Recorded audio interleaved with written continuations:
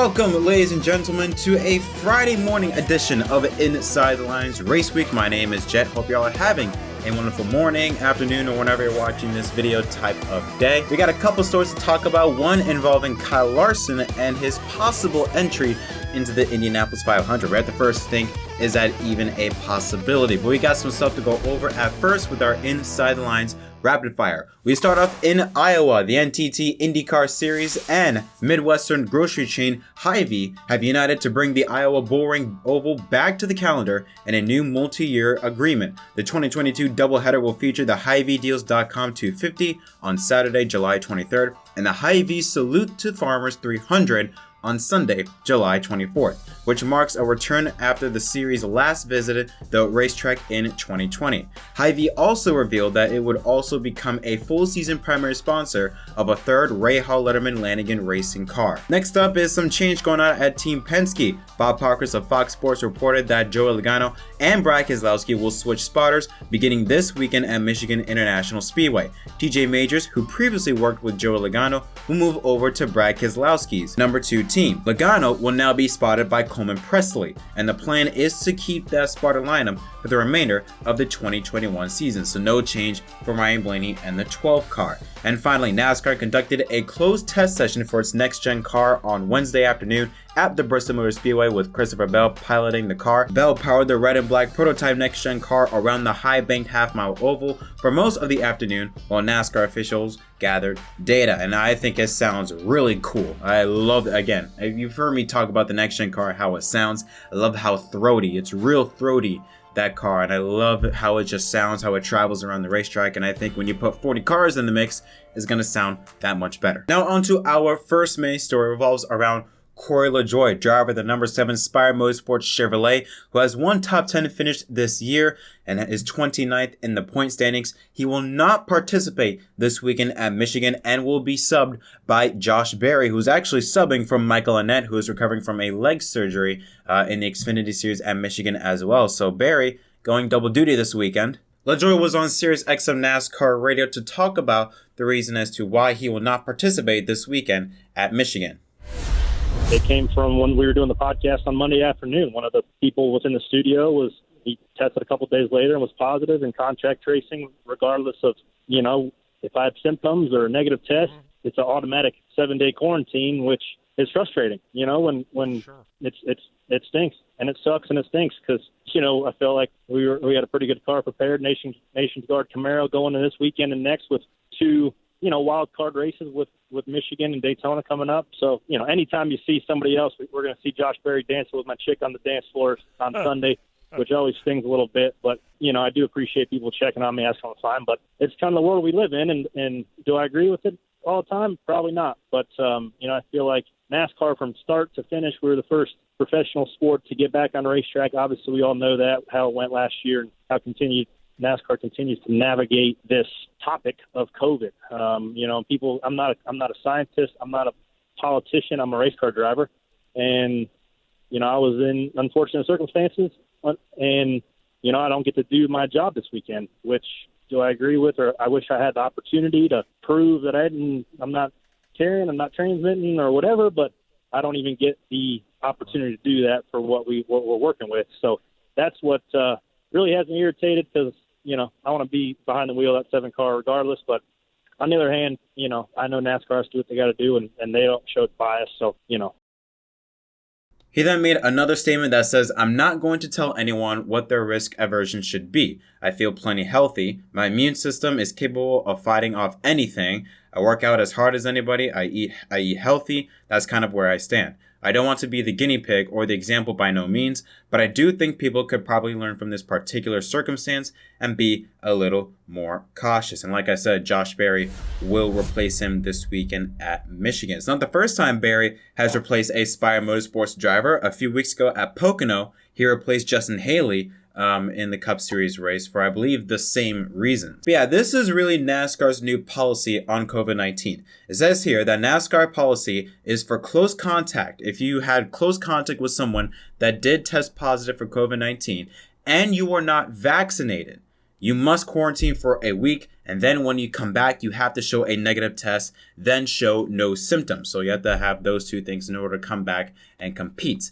However, if you are vaccinated, you don't have to quarantine, but you must get tested 3 to 5 days after exposure, same as CDC guidelines. So basically what I'm getting at here is, had 𝙍𝘼𝙋𝙄𝙍, apparently 𝙍𝘼𝙋𝙄 is not vaccinated.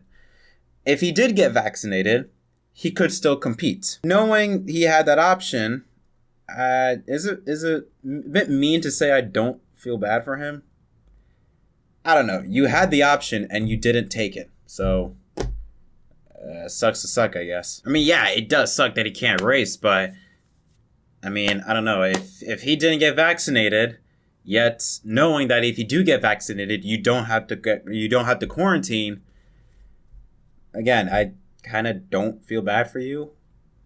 Sorry. Anyways, that comment's gonna go over well. Can't wait. But anyways, we move on to our final story. The big story, and that revolves around Kyle Larson. Now, Kyle Larson is having one of the best years I've seen out of a race car driver in quite some time. He is winning everything from dirt races to NASCAR races and the biggest stages on both series. I mean, look what happened this past weekend. He won the 60th running of the Knoxville Nationals, then nearly won at the Indianapolis road course. I mean, if you want to look at other Crown Jewel races, he's won this season. He's won the Coke 600. He's won, I believe, 5 or 6 races already this year. Again, he's having just a fabulous year. But because of that, because of how much success he is having and on so many different types of cars and different types of racing events, many people have had him as the main prospect to compete in the Indianapolis 500. I remember a few years ago, it was Kyle Busch that was the biggest prospect to run the Indy 500. But now with Kyle Larson, everything that he's done as of late, they're now picking him as the guy to run Indy in the month of May. The question is, will he do it? Now, Roger Penske offered a bit of a tease on who he should pick to run the Indy 500. Take a listen. Well, it's great to be here tonight, and I guess I never realized how much fun this is going to be tonight. I want to thank all you fans for coming out for a great cause. Obviously, maybe I can find a 500 driver out here tonight. What do you think? You give me a good name, will you? You got a name for me? He also talked about Kyle Larson even further after the IndyCar Iowa announcement.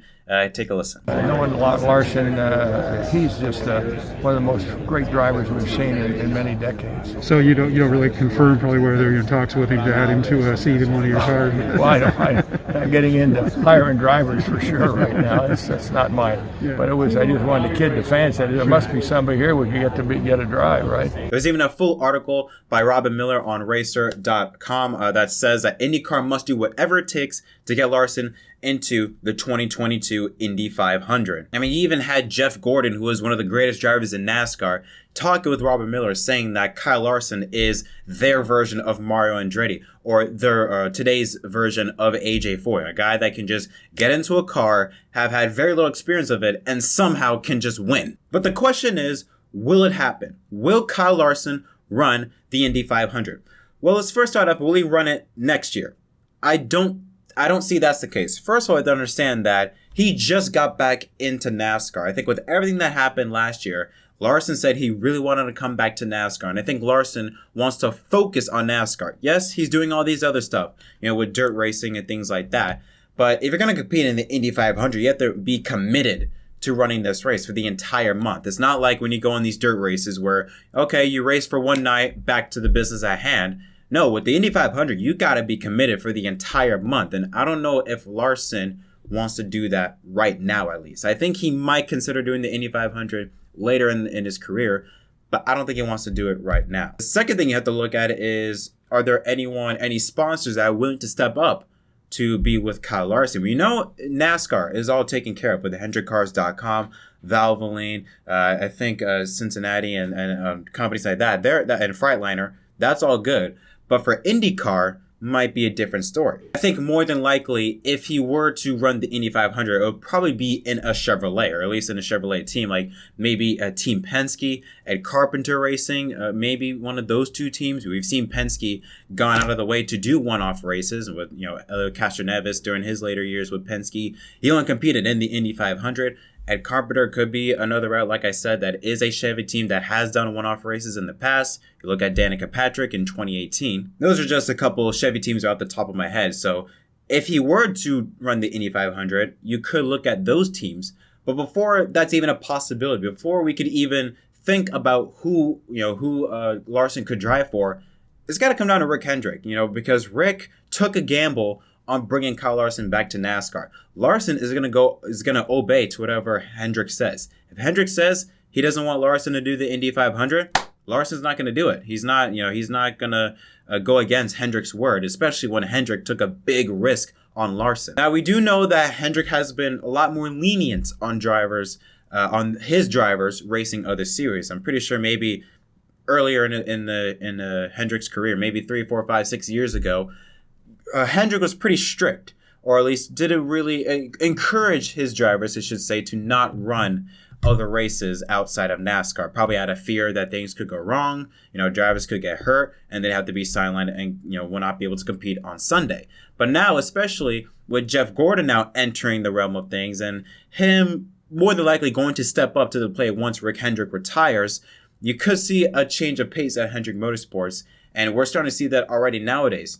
Again, with Larson going out competing races on dirt, even Casey Kane during his final years at Hendrick, he was out there going out and racing on dirt races. And even now Chase Elliott, who I think also competed on the Brian Clausen 39 event at Indy over the weekend, he was there as well with Larson. So there are a lot of things that can go Larson's way. He's got that affiliation with Chevrolet. Roger Penske wants Kyle Larson, or at least is trying to push Kyle Larson maybe, or at least at the very least consider him participating in the Indy 500. He's already got the fan base. There are already tons of people. Like I said, he's the biggest prospect to run the Indy 500. Robin Miller said in part of his article that if Larson runs the Indy 500, they will automatically guarantee at least 10,000 ticket sales, or at least an additional 10,000 ticket sales. And it makes sense because considering Larson's background, he is a grassroots American hero. You look at a lot of drivers nowadays, they come through either NASCAR or IndyCar. They usually got big money behind them,